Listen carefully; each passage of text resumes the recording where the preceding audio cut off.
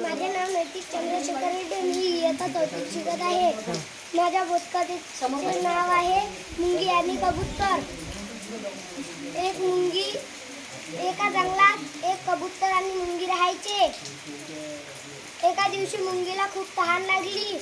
ते मुंगी नदीकाठी पाणी प्यायला गेली आणि ते मुंगी पाणी पिता पिता नदीत पडली आणि वाहत आली होती. तिला एक झाड दिसले. तिने त्या झाडाला पकडले, पण ते झाड तुटलं आणि ते वाहत वाहत गेली. मग ते कबुतराला दिसली. कबुतराने झाडाचे एक पान तोडले आणि तिच्या जवळ फेकले. मुंगी पानावर चढली आणि ते पान नदीकाठी आले. मुंगी त्या पानावरून नदी काठावर चढली आणि मग ते कबुतराजवळ गेली आणि कबुतराला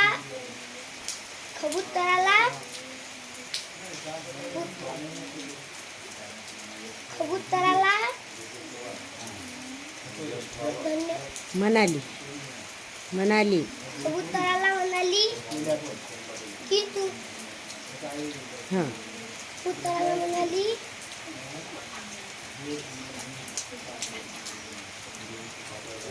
माझी तूने मदत केली, धन्यवाद.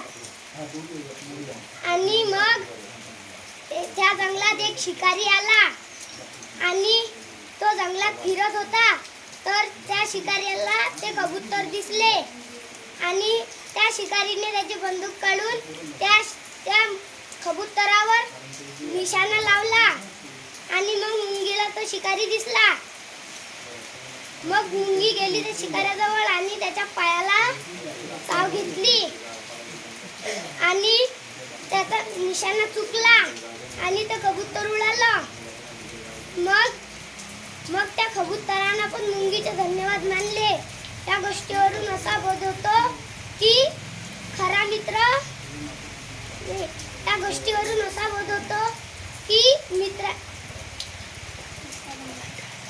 मित्रांची मदत करावे. आजची बोधकथा संपली.